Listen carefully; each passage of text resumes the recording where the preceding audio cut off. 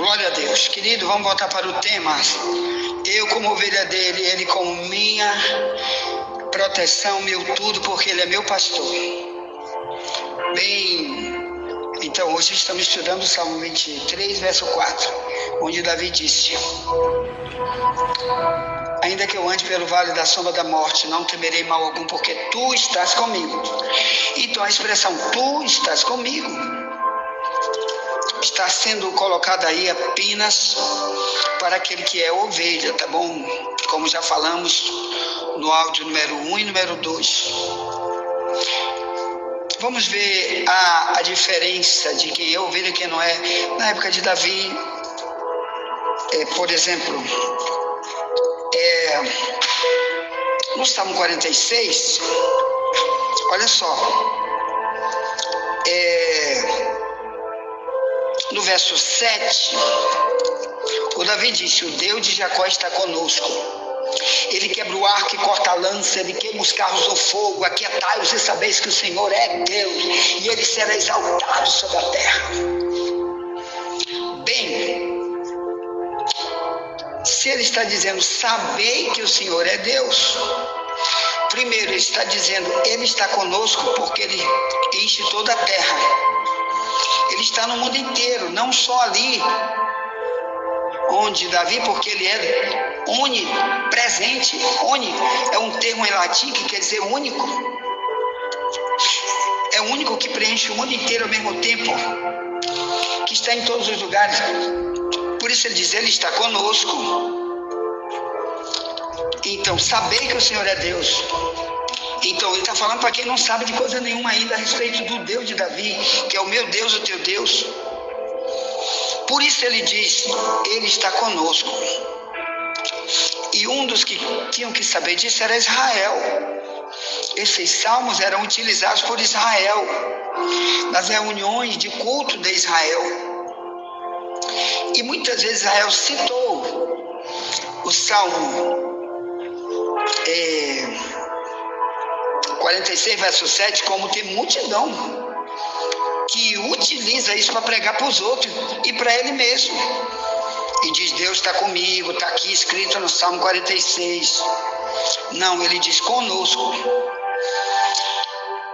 Quer dizer, com gente que é igual a ele, Davi, com a mesma fidelidade de Davi. Por isso ele manda você aprender sobre esse Deus, para você ter ele também para você. Ponto. Agora olha o problema.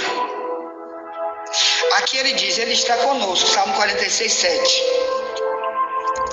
Mas quando chega em 21, 1 Crônica 21, no verso 14, está um anjo com uma espada para cima. Aí tu diz, ele veio defender Davi? Não, não veio não. Ele veio trazer morte contra o exército de Davi. Ali diz, irmão, que o anjo levantou a mão com uma espada na mão e 70 mil homens do exército de Davi morreram instantaneamente pela ordem daquele anjo que Deus mandou. Foi Deus que enviou o anjo para matar o exército de Davi. Olha aí o negócio, Deus está conosco. Com certeza aquele povo ouvia o que Davi falava, mas com certeza aqueles que morreram, eles não tinham o mesmo comportamento de Davi. Estava na guerra com Davi, era do exército, pelejava por Israel, mas não tinha o comportamento de ovelha. E muitos desses, enquanto não tem o comportamento de ovelha, tem o comportamento de cobra, por exemplo, que fere os outros e está na guerra, que é maligno contra os outros, mas está na guerra.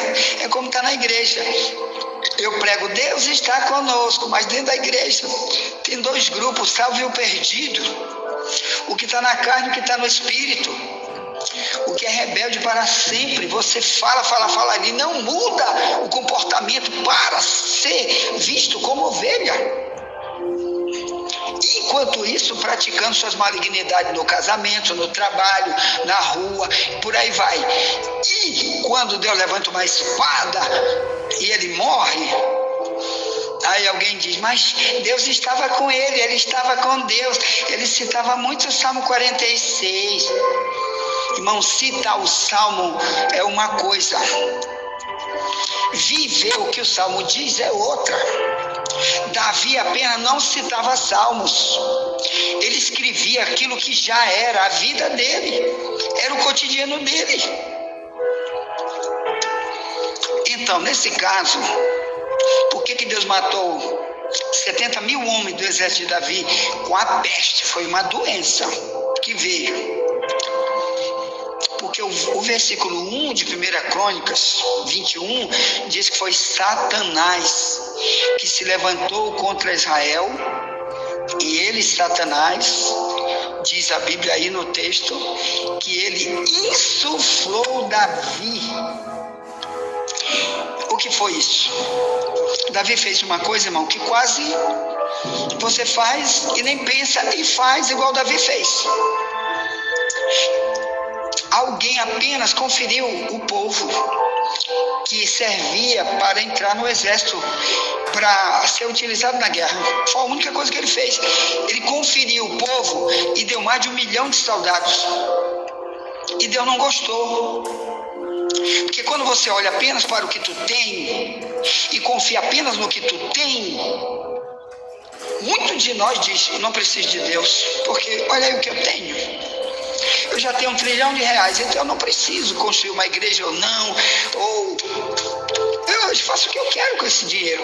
A mesma coisa, Deus, para nos dar uma escola através disso, e para Davi também, não gostou. Primeiro que foi Satanás, e Deus não quer que ninguém de nós seja insuflado por Satanás.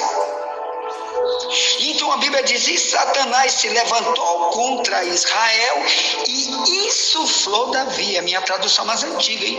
Digite aí no Google, a Bíblia está toda aí, bota do lado, tradução de Ferreira de Almeida, revista corrigida. Então, o cristão verdadeiro, ele é dirigido pelo Espírito Santo e não por Satanás. Deus não queria que o Satanás estivesse por trás do negócio daquele. Então, irmão, as coisas que você faz pensando que são boas para você, mesmo você dizendo para você mesmo que você é ovelha, tenha cuidado, porque Satanás pode te usar, como usou Pedro, por exemplo. Tá bom? Em Mateus 16, a coisa que aconteceu com Pedro é bem parecida com o que aconteceu com Jesus, com Davi. O Pedro nunca sabia que era o diabo que estava utilizando ele como ele. Quando Jesus disse, Mateus 16, 20 em diante, quando Jesus disse, eu estou indo para Jerusalém, mas lá eles vão me pegar, me bater, me prender, me matar, me crucificar, mas no terceiro dia vou ressuscitar. Aí Pedro diz, de modo nenhum, Jesus, não vamos deixar isso. Foi a única coisa que Pedro disse. Ele disse, de modo nenhum isso vai acontecer contigo, nós não vamos permitir. Tu não vai para essa cruz nunca. Tu não vai morrer nunca. Ninguém te mata, porque nós estamos para te defender. Sabe o que Jesus disse? Para trás de mim, Satanás. Tu não conhece as coisas de Deus. Tu só conhece as coisas dos homens. Então, era o diabo usando Pedro também. Então, tem hora, meu irmão, que nós temos que vigiar, porque em Gálatas 4, Paulo diz, tu começou na carne e terminou no espírito, ou melhor, perdão, inverso. Começou no espírito e terminou na carne. Então tem muita gente assim, ele nasceu de novo, ele começou com Deus, agora é com Deus, mas ali, meu irmão, ele vai começando a buscar coisas e vai tendo coisas, se utilizando de ferramentas que ele recebe no decorrer da caminhada, principalmente poder, fama, dinheiro, são coisas perigosas, e ele quer fazer do jeito dele, e às vezes ele não sabe que o diabo vai usar aquelas ferramentas para tentar colocar ele contra Deus. E toda vez que você é usado pelo diabo, Deus fica muito irado com você. e matou 70 mil homens. Não sei se eles morreram de coronavírus, ou da peste ebola, ou de tanta doença que já teve por aí. Aí você pergunta, mas por que matou 70 mil homens e Deus não matou Davi? É porque com certeza, meu irmão, aqueles homens também estavam lá, fazendo alguma malignidade e ao mesmo tempo dizendo, eu sou de Davi, eu sou do exército de Davi. Querido, muitos que estão andando conosco são igual a esse povo. Viu, irmão, que estão conosco, mas só Deus sabe o que eles estão fazendo. Aí quando acontece lá uma diabrura contra ele, a família diz, a culpa é da igreja, da oração da igreja que não é forte. Esse pastor não está protegendo. Como que vai proteger um ímpio que quer viver no meio do ímpio? Se Provérbio 15, 29 diz, longe está o Senhor do ímpio, mas escutará a oração do justo. Repito, longe está o Senhor do ímpio, mas escutará a oração do justo. Você é ímpio, Deus está longe de ti, não está lá não. Quando vier o problema, a tribulação, a guerra, você morre. Quando vier a doença, você morre. Muitos escapam pela misericórdia quando Deus sabe que tem um plano para depois. Deus sabe que depois, em algum momento, Ele vai vir. Deus conhece tudo. É um outro atributo que Deus tem chamado presciência. Quer dizer, Ele sabe tudo antes de acontecer. É o único de todos os deuses do planeta que faz isso. Porque o mundo tem seus deuses, mas o Deus da Bíblia é só um. E Ele tem esse atributo. Onisciência. Ele sabe tudo. O único que sabe tudo é Ele. Então ele sabia que eles iam viver no meio de Israel, ali guerreando, mas quando sai dali, quem matar os outros, quem trai, quem é gay, quem tem suas roubalheiras, suas corrupções, suas depravações, tem, mas na hora da guerra estou lá, é que nem na hora do culto, vamos pro culto, vai estar todo mundo no culto, mas quando sai, aí Deus diz, vou levantar minha espada, hein? Vou meter minha espada, como eu fiz na época de Davi. Deus não trabalha com maligno, Deus trabalha com pessoas benignas. Ponto. Então, meu amado irmão, até porque em Gênesis 18, 23, 33, o Abraão orando disse, Senhor, tu vai matar o justo junto com o ímpio? Se lá estiver na cidade, em Sodoma, 50 justos, tu vai matar todo mundo junto com os ímpios? Deus disse, se tiver 50, não vou matar os 50. Por amor dos 50, não destrua a cidade. Senhor, mas se tiver 5 justos, tu vai destruir a cidade, Senhor? Tu é um homem justo, tu é um homem juiz. Tu é juiz de toda a terra. Tu vai matar, se lá tiver 5 justos, tu vai matar. Deus disse, se lá tiver 5, eu não vou destruir a cidade. Ele foi lá depois e meteu fogo na cidade. 2 anjos estiveram lá para queimar a cidade. E queimaram mesmo. E antes ele tirou quem? Ló, 2 filhas e a mulher. E a mulher ainda ficou na beira do caminho, virou estátua de sal. O resto tudo passou pelo fogo. Então, meu amado irmão, Deus não iria destruir aqueles homens do exército de Davi se eles fossem homens de Deus. Nunca. Então vamos lá. Isso é que nem a história de Davi com Saul. Quando Saul perseguia o Davi para matar, o Saul andava atrás dele, ele entrou no templo e matou um monte de sacerdote do Senhor, a facada. Cadê Davi? Não está aqui? Não está, ele não está aqui. Vocês estão escondendo ele. Mata logo eles. Meteram faca, mataram, salvo engano, foi 70 sacerdotes do Senhor. Morreu naquela hora. Tu acha que se fosse homem de Deus, Deus ia deixar eles morrer ali, a não ser que tinha sido um dia, porque todo mundo tem seu dia. Se você cumprir o seu tempo, como servo, não importa como vai morrer. E se eles fossem escangalhados, como tem um monte de obreiro, falso profeta nas igrejas, e diz, sou de Deus, Deus está comigo, sou sacerdote de Deus. Para onde foram que eles foram? Queimar no fogo. E na hora morre de, o sacerdote de Deus morreu. Tu não sabe para onde ele foi. Se eles fossem do tempo de Jesus, por exemplo, que os fariseus, eles iam para o inferno e mandavam os outros junto com ele, Mateus 23:15, todo mundo para o inferno, quando morria, quem disse foi Jesus. Então, é isso sempre aconteceu, joio no meio do trigo. Então, meus amados irmãos, o que nós queremos estudar hoje? O Deus da Bíblia está conosco. Então, em Romanos 11:22, Paulo diz para a igreja, olha, tu estás enxertado nele, em Cristo, mas se tu for incrédulo, Deus vai te cortar. Considera a bondade e a fidelidade de Deus. Se tu estiver nele, igual um galho enxertado numa árvore, e tu não permaneceres na benignidade dele, na fidelidade com ele, na verdadeira fé, tu vais ser cortado da relação com ele. Aí ele diz, e os judeus, se eles decidirem se voltar para Deus, Deus é poderoso para enxertar eles de novo, porque antes eles também foram cortados da relação com Deus, como um galho foi cortado.